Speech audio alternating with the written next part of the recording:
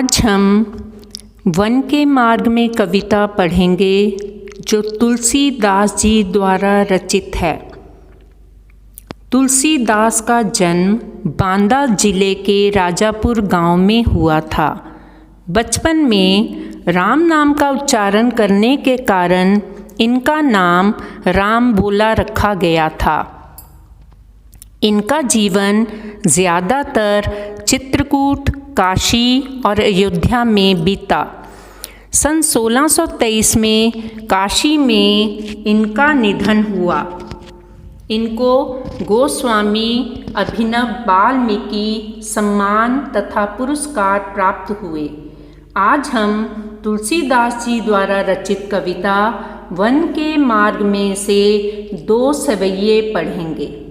पहला सवैया, उसके हम शब्दार्थ करेंगे। पुर नगर रघुबीर श्री राम, मग रास्ता डग कदम, द्वै दो भाल माथा, पसेऊ पसीना, ब्यार हवा, कंटक कांटा, बैठ बैठ के।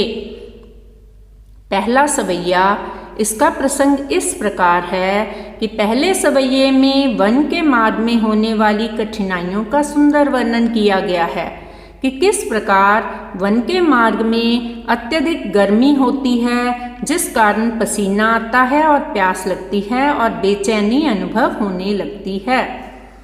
व्याख्या इस प्रकार है, जैसे ही सीता जी श्री राम लक्ष्मण जी के साथ नगर से निकलकर धैर्यपूर्वक वन के रास्ते पर 2 कदम ही बढ़ती हैं तो सीता जी के माथे पर जल की बूंदें झलकने लगती हैं।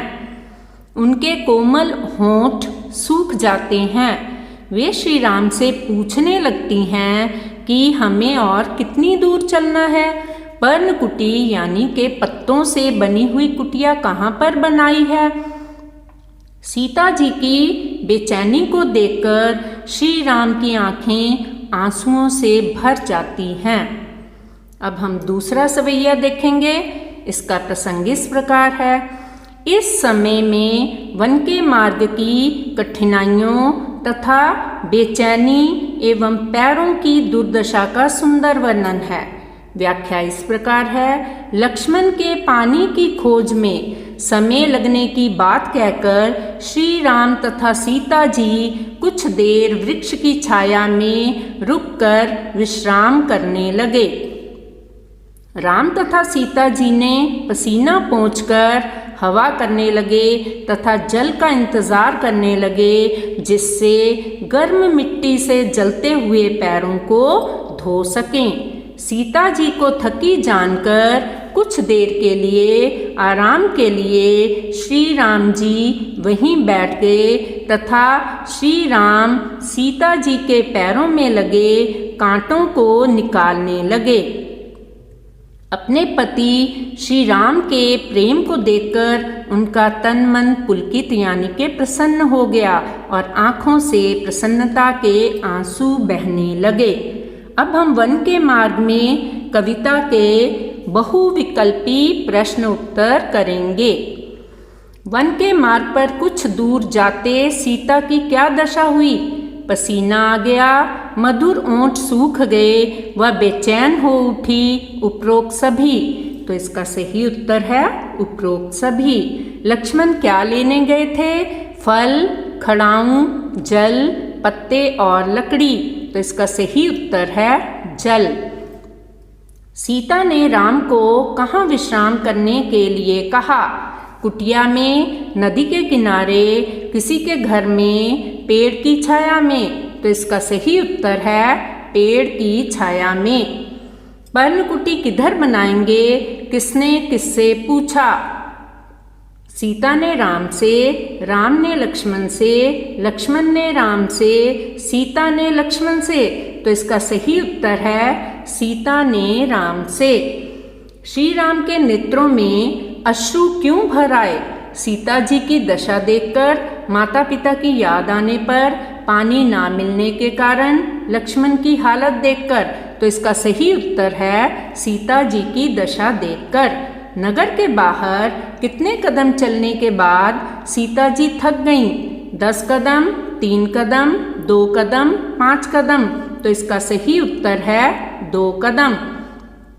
सवैये में रघुवीर वधू किसे कहा गया है? श्री राम की पत्नी सीता को, रघु की बहू को, उर्मिला को, कौशल्या को। तो इसका सही उत्तर है श्री राम की पत्नी सीता को।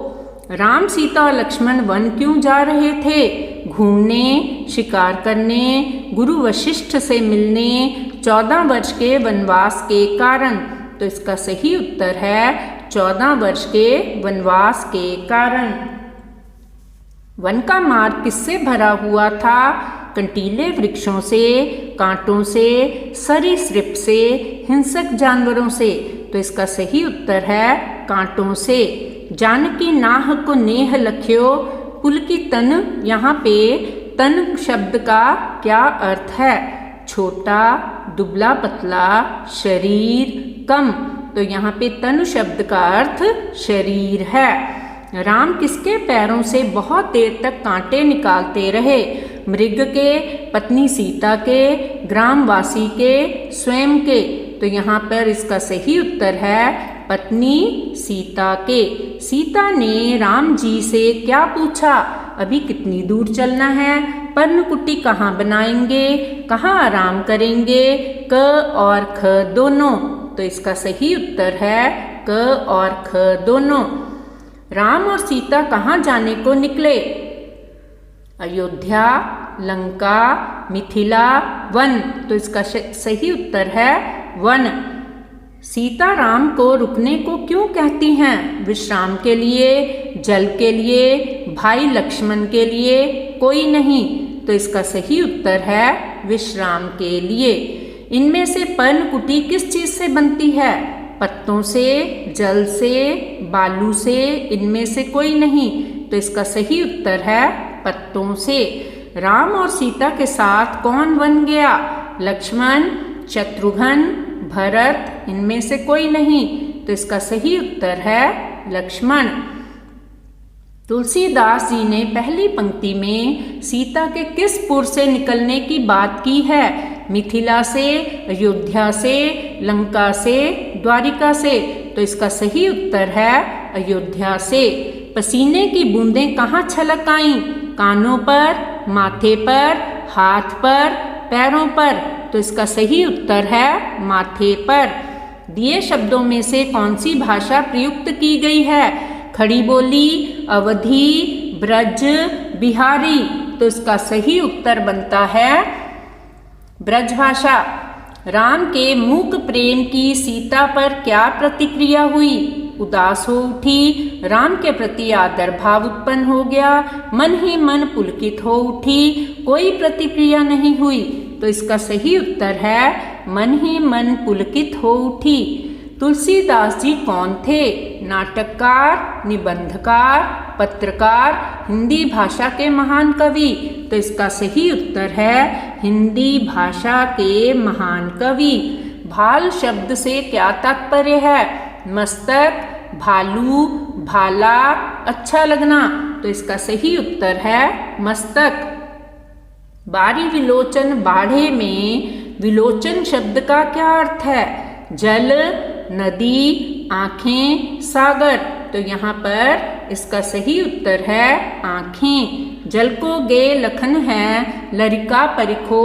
सीता के इस कथन में कौन सा भाव छिपा है? मोह का, सहानुभूति का, ममता एवं अपनत्व का, साहस एवं त्याग का।